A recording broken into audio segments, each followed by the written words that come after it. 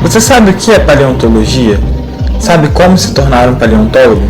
Sabia que o Brasil é um país rico em fósseis? Isso e muito mais no Zoocast de hoje.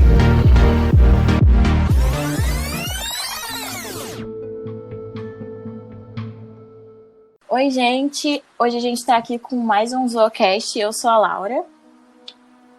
E eu sou o Juan. E o tema de hoje é paleontologia. Como é ser uma paleontóloga? Bem, para começar, como sempre, uma contextualização. A paleontologia é a ciência que estuda os seres vivos que viveram num passado remoto da Terra. A biodiversidade atual é apenas uma pequena parte de todas as espécies de animais, plantas e micro-organismos que já viveram nos continentes e nos oceanos. O paleontólogo ele faz escavações em busca desses seres que ficaram preservados nas rochas sob a forma de fósseis. Seu objeto de estudo não se limita aos dinossauros, que talvez seja o que as pessoas lembrem mais, mas inclui também todos os outros tipos de répteis, peixes, mamíferos, anfíbios, vegetais, invertebrados, fungos e até, por que não, bactérias. E a paleontologia trabalha em conjunto com a biologia e a geologia, além de possuir uma série de conhecimentos próprios da área. Também é importante para entender a evolução das espécies e dos ambientes do nosso planeta. E hoje nós iremos focar um pouquinho na paleontóloga doutora Lucy e na sua pesquisa. Então, pode se apresentar para a gente, Lucy. Oi, pessoal. Boa dia, boa tarde, boa noite. Muito obrigada pelo convite, pelo espaço. É sempre um prazer.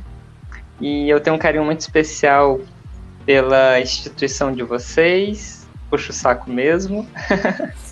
E bom, eu sou a Lucy Gomes de Souza, né? Eu sou paleontóloga, mulher trans, trabalho principalmente com crocodilianos fósseis, mas na paleontologia, como provavelmente a gente vai ver nessa conversa hoje, a gente acaba pegando um pouquinho de tudo, né?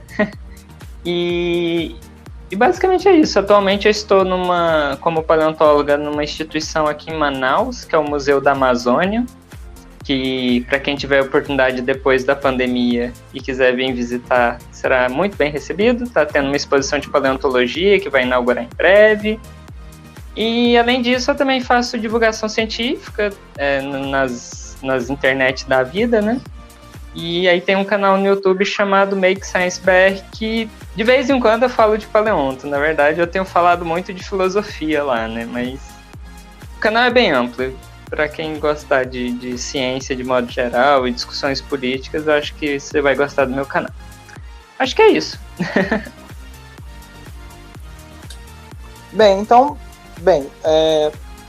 Vamos ver se a gente está bem informado. Você fez graduação em Ciências Biológicas na Federal de Uberlândia e o mestrado e o doutorado foi no Museu Nacional aqui no Rio de Janeiro. E agora Você está trabalhando no MUSA aí em Manaus. Foi uma trajetória bem interessante, né? Como foi esse processo? Porque são estados diferentes, regiões diferentes. Como é que foi um pouco dessa jornada? Bom, eu primeiro quero me gabar rapidinho que eu já consegui morar em todos os fusos horários do Brasil, que para quem não sabe são 3. Que é o de Brasília, né? O de Manaus, que é 1 hora a menos, e o do Acre, em Rio Branco, que é 2 horas a menos. Então, bom, eu realmente morei em vários estados, né? Então sou de Uberlândia, Minas Gerais. Assim que eu me formei em 2013, eu fui para o Rio de Janeiro. E bem dizer, morei 6 anos lá, com algumas intermitências, né? Viagens e tudo mais. E aí, assim, um pouquinho antes, na verdade, de eu terminar o doutorado, eu me mudei para o Acre, em Rio Branco, já trabalhando para o MUSA, né? O Museu da Amazônia, só que prestando serviço para eles por meio da Universidade Federal do Acre. E fiquei lá até o começo da pandemia. Aí com a pandemia eu voltei para Uberlândia para ficar com a minha família nesse período. Mas assim que as coisas melhoraram em Manaus, eles me puxaram para cá e agora eu tô aqui. E aí basicamente o que me fez ter essas possibilidades justamente foi a paleontologia e as minhas linhas de pesquisa, que coincidentemente ou não coincidia, né, com a demanda que o MUSA estava querendo em termos de paleontóloga. Então, eu dei um pouco de sorte nesse ponto de ter uma instituição Hoje... que não era transfóbica e que precisava justamente de pessoas com a minha especialização. E aí, para quem não conhece, o MUSA, ele é um museu privado, né? Ele é tipo uma ONG, porque ele é privado, mas é sem fins lucrativos. E por isso que a gente depende tanto da visitação das pessoas, porque a principal renda, na verdade a única renda que a gente tem para manter os funcionários, as pesquisas, são dos visitantes. E aí vocês podem imaginar o impacto que a pandemia deu no financeiro da instituição. Eu já tive a oportunidade de visitar o MUSA no meio do ano passado, quando eu viajei para Manaus, e é muito maneiro, gente. Quem tiver a oportunidade... Legal. Sim, foi em agosto. Então, assim, foi 1 mês, 2 meses antes de você entrar no MUSA. Mas... maneiro. Tem fotos no meu Instagram, inclusive. Quem me segue no Instagram pode ver as fotos. Então, continuando. Eu costumo ver você muito ligada na questão feminista. Eu te sigo no Twitter e acho que você é membro do Herpeto das Herpetólogas. Esses dias eu vi uma live que você participou sobre mulheres na ciência e é muito interessante tocar nessa questão e da visibilidade feminina. E você, como uma mulher trans, paleontóloga da área de morfologia e evolução de crocodilianos, dá um espectro de visão muito bom pra gente. Então, como foi e é ser dessa área? Porque eu costumo fazer essa pergunta porque, além de eu querer seguir a área de herpetologia, eu vejo muitas mulheres com um pouco de medo por ser uma área, entre aspas, machista ainda.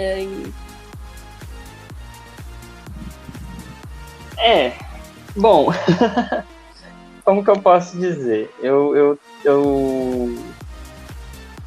Eu sou uma mulher trans, né? Eu sou parte de uma minoria, eu desfruto de privilégios decorrentes da minha cor de pele, da classe social da minha família, que é classe média baixa, e então, apesar de eu ser uma minoria trans, existe toda uma série de privilégios que eu usufruo por causa dessa forma que a nossa sociedade é estruturada. Então, não só por ser parte dessa minoria, mas também por ter desfrutado, mesmo sem minha vontade, desses privilégios, que eu me sinto nessa necessidade, nessa vontade de militar, né, de tentar lutar por uma sociedade mais justa, que é justamente por meio do feminismo, né, de preferência o feminismo marxista. Mas... com relação à área especificamente, né, a gente não pode esquecer nunca que a ciência ela é um reflexo da nossa sociedade.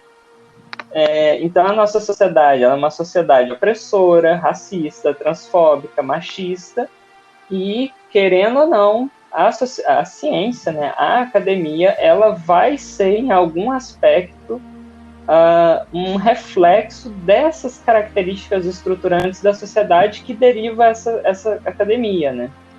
Claro que dentro da academia, até por uma questão de maior escolaridade e por alguns aspectos sociais muito interessantes relacionados aos pesquisadores, principalmente dessas gerações mais novas, a gente tende sempre a observar que a academia, apesar dela ter dentro de si muito dessas opressões da sociedade, ela sempre tem uma leve tendência a ser um pouco mais progressista, né, liberal, no sentido de costumes e tal, né?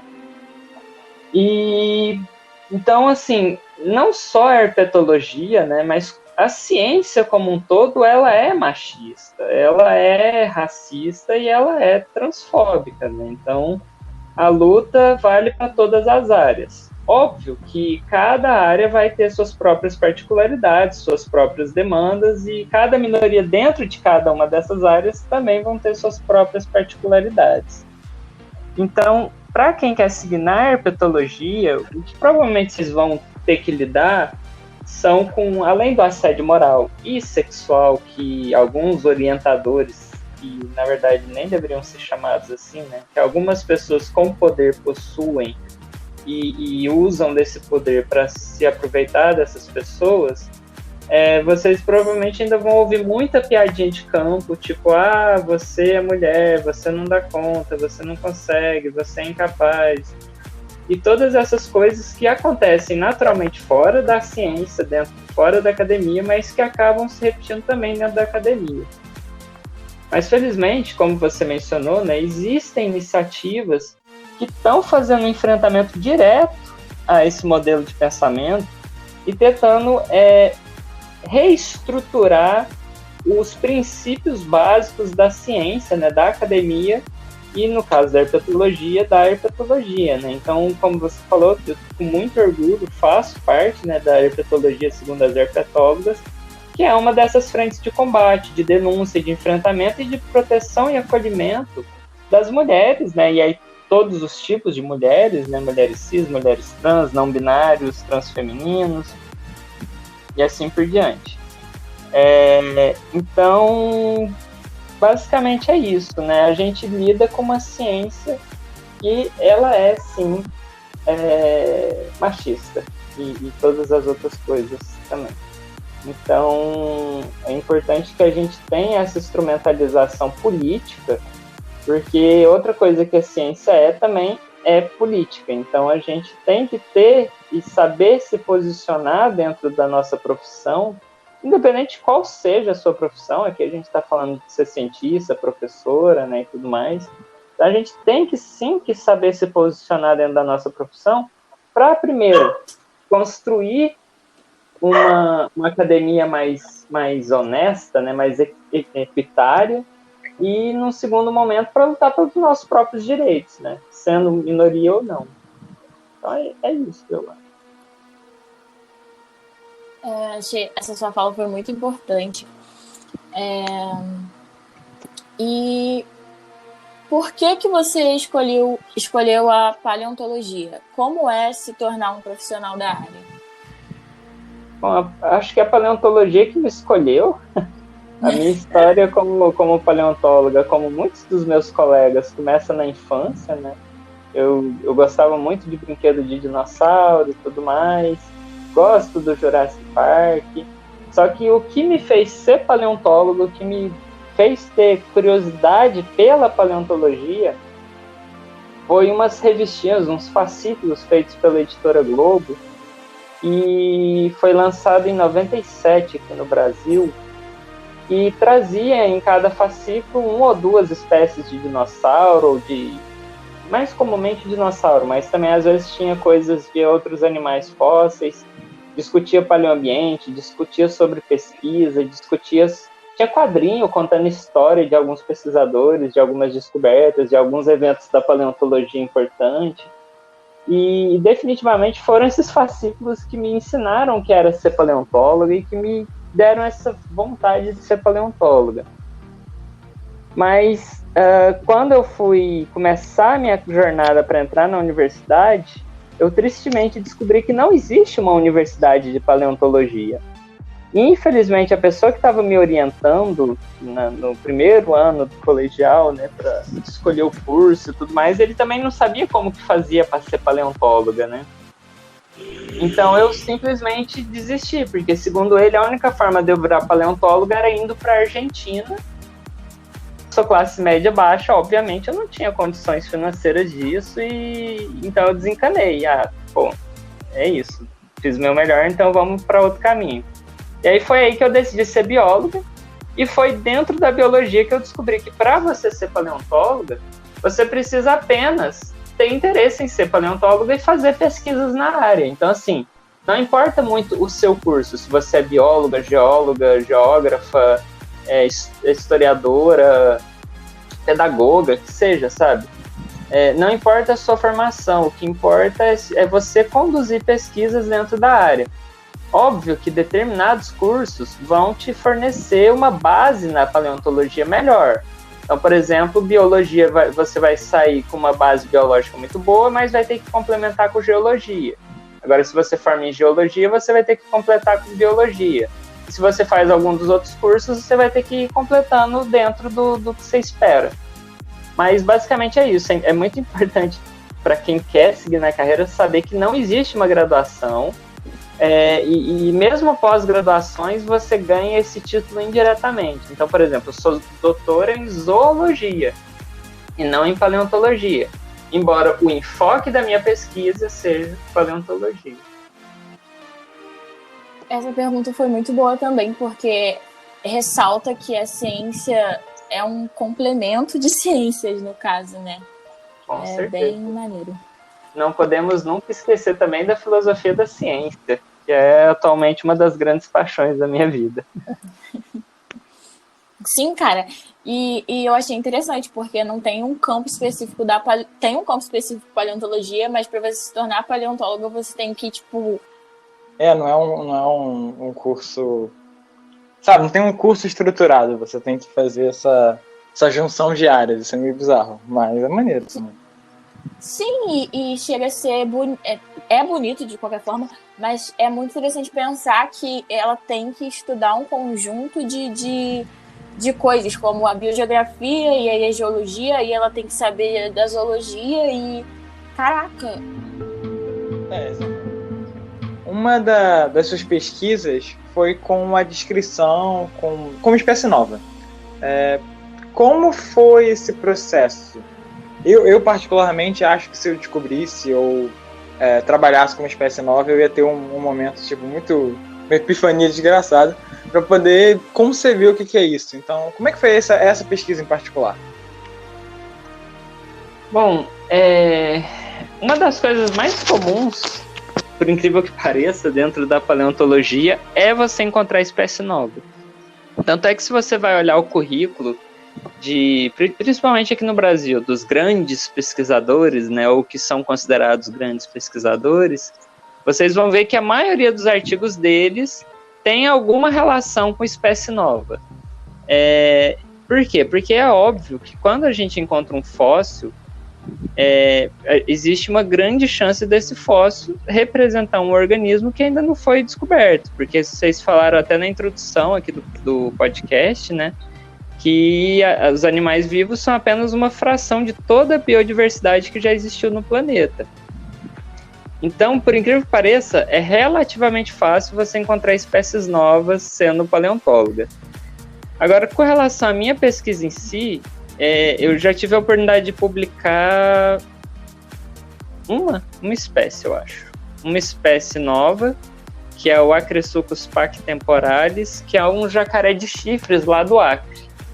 Mas a minha monografia e a minha dissertação, elas foram feitas baseadas numa nova espécie de Griposuchus, que é um gênero de crocodilianos que está mais proximamente relacionado ao gavial da Índia, que é o Gavialis gangeticus, que é aquele crocodilo com o focinho bem fininho, que cresce uma pereba na ponta do nariz. É um bicho incrivelmente lindo. E aí, meu estudo, eu descrevi essa espécie nova aqui do Brasil.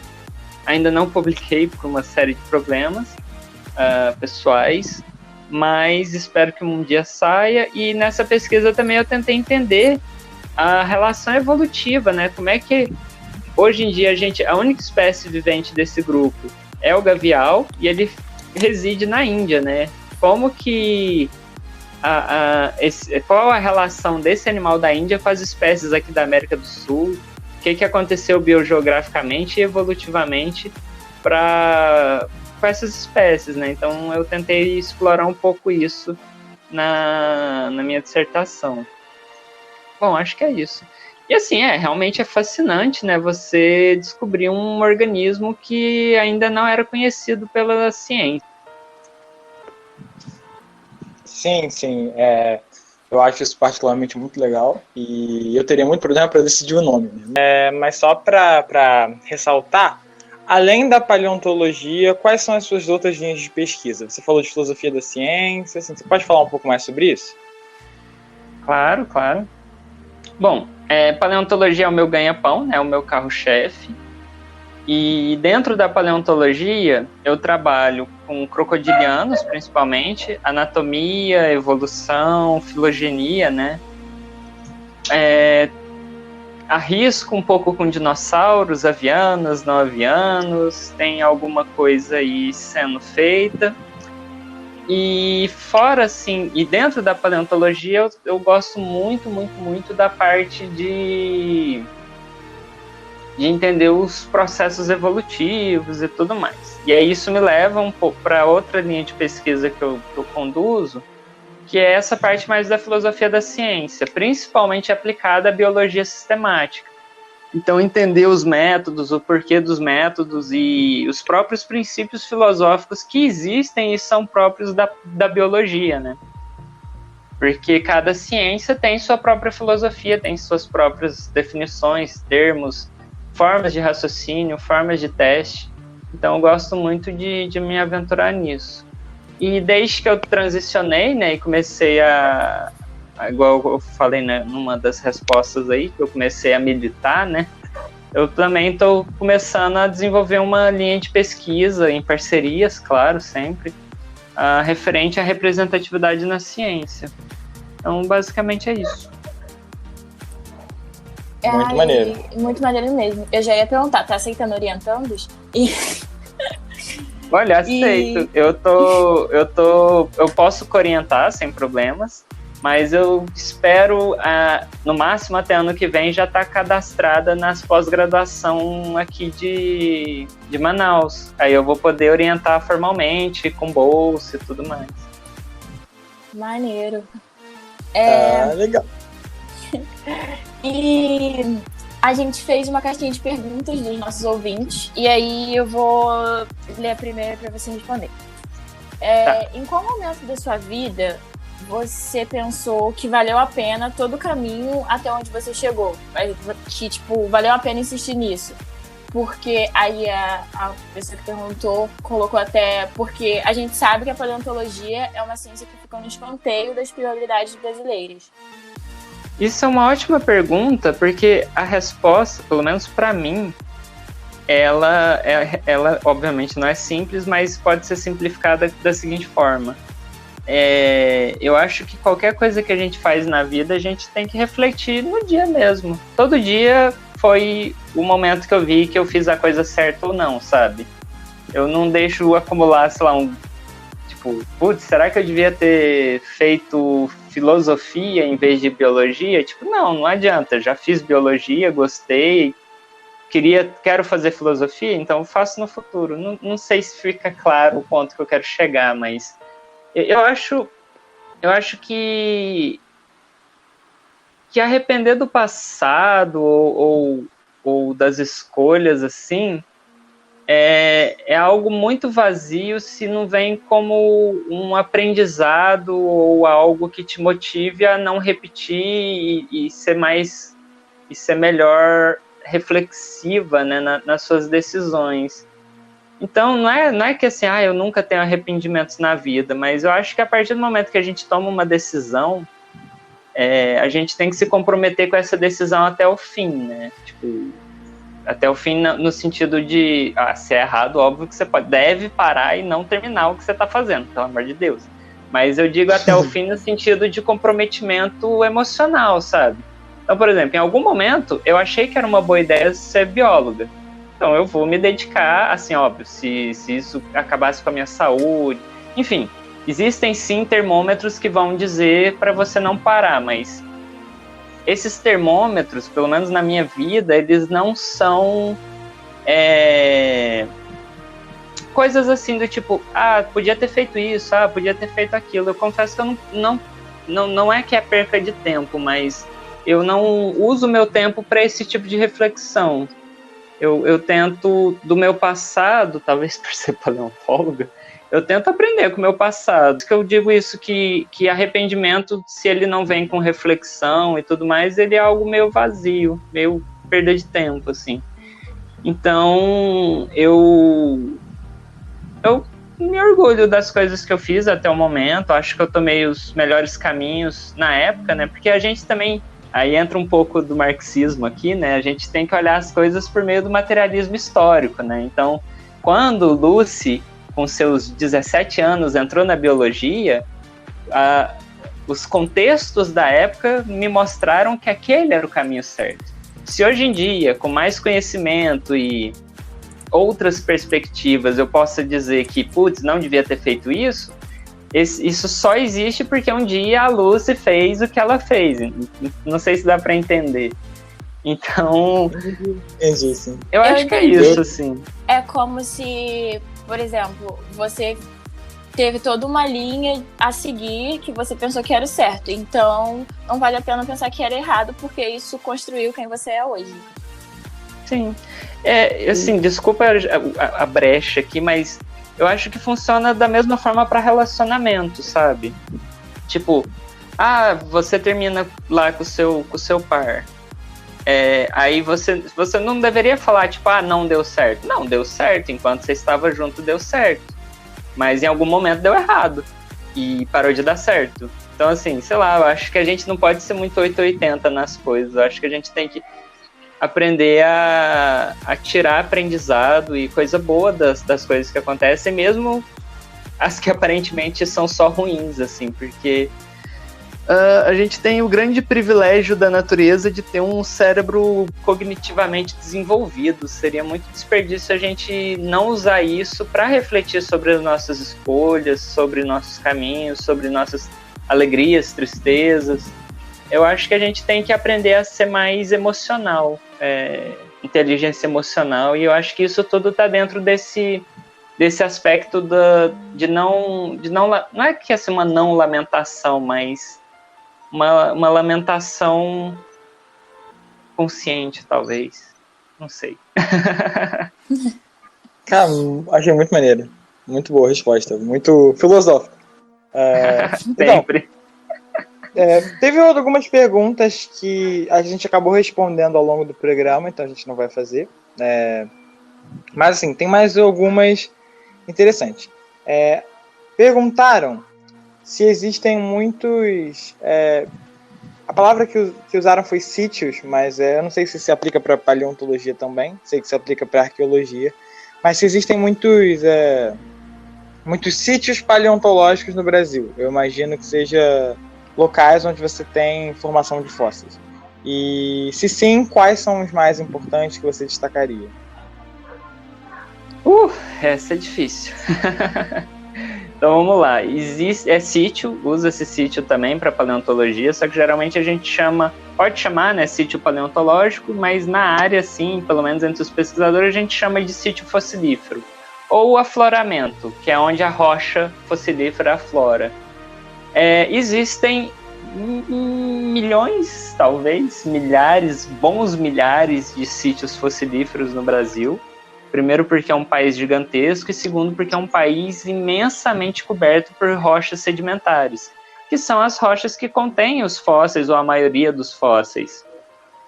Então o Brasil é extremamente rico em recursos paleontológicos, só que a paleontologia no país ela começou a se desenvolver como uma ciência mais concreta e abrangente, sei lá, tem uns 50 anos, 60 anos jogando alto, então a gente ainda explorou muito pouco. E mesmo com essa pouca exploração, a gente já tem um monte de afloramento, um monte de fóssil, um monte de conhecimento produzido e muito mais a ser produzido. Então, assim, são muitos. Agora, os principais, aí eu não vou falar dos sítios em si, mas das regiões, porque aí dentro dessas regiões tem vários sítios importantes. Que por exemplo, Rio de Janeiro, você tem Itaboraí, que tem rochas sedimentares de um momento pós-extinção dos dinossauros não avianos. Então é uma janela temporal muito interessante da evolução dos mamíferos, lagartos e outros répteis, né? Incluindo crocodilianos.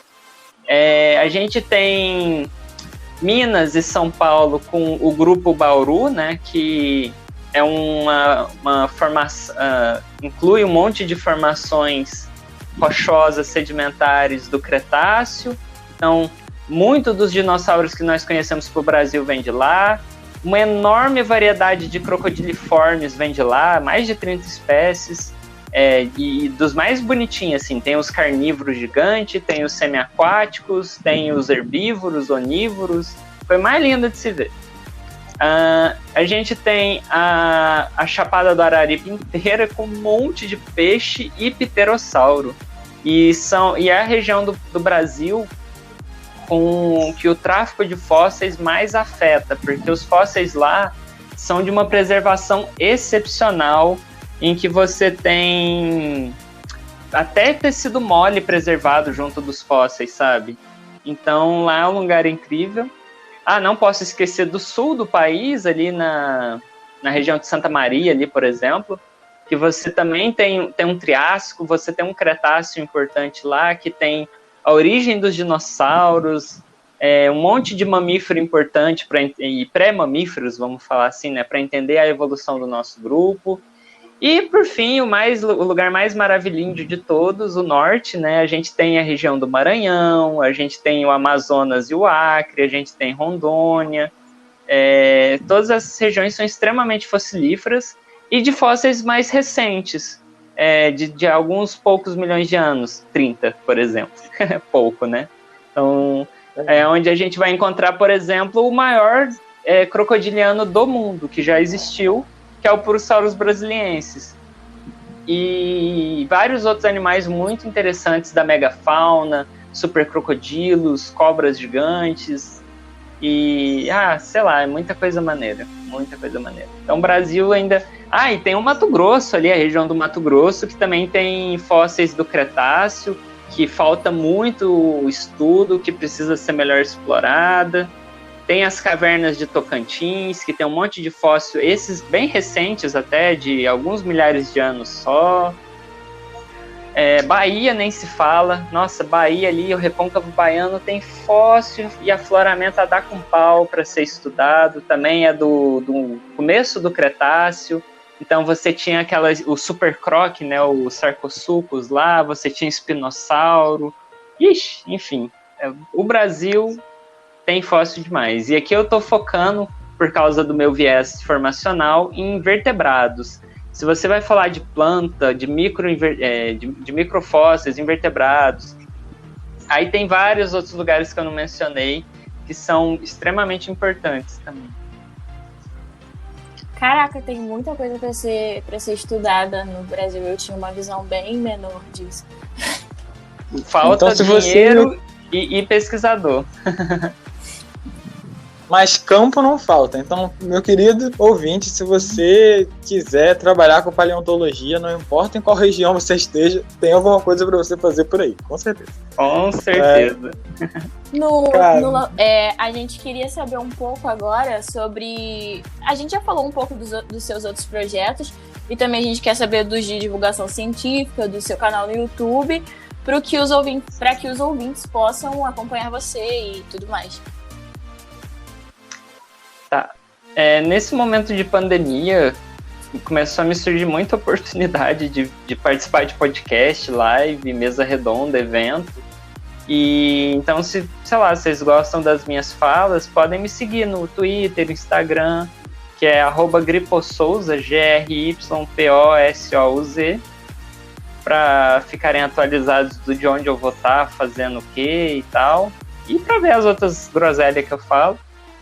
E, bom, o meu canal, né, no YouTube, Make Science BR, ele nasce, né, junto ali da minha transição e com o objetivo de defender 3 bandeiras principais, né, que primeira, a mais óbvia, é a da divulgação científica, de paleontologia, biologia, mas principalmente de filosofia da ciência, que é o que eu mais tenho vídeo no canal, assim. Mas ela tem outras 2 bandeiras, que são... A segunda bandeira seria mais política, né, e social, que é relacionada às pautas LGBTQIA+, com um leve tendenciamento para as temáticas trans e assexuais, que são as que eu me incluo. E, por fim, eu tento ajudar a desconstruir no meu canal essa ideia da vaidade feminina capitalista atual, né? Que a gente tem que ser bela para os outros e não para nós, né? Esse conceito de deturpado de beleza. E aí, então, eu tento defender a ideia, né, de que qualquer roupa que você veste, maquiagem que faz e tudo mais, é uma manifestação artística. E essa manifestação artística ela tem que ser livre e a ponto de conseguir contemplar a sua existência como indivíduo e não seduzir ou estar socialmente aceita. Você tem que ser o que você é e o que te faz bem. E, claro, se você se maqueia expressando seus sentimentos e alguém acha bonito, maneiro, óbvio que vai ser legal. Mas tenha cuidado para não ter isso como o único objetivo da sua vaidade, que é ser pro outro, em vez de ser para você mesma. E que isso é muito danoso para as existências femininas, né? Então a gente sempre tem que enfrentar isso. E eu acho que é isso. Cara, a gente gostou muito da sua participação, sério. Sim, a gente quer agradecer muito mesmo. Muito mesmo. Eu que agradeço, gente, a oportunidade. Adorei. Então, gente, a gente vai deixar todas as redes sociais da Lucy na descrição.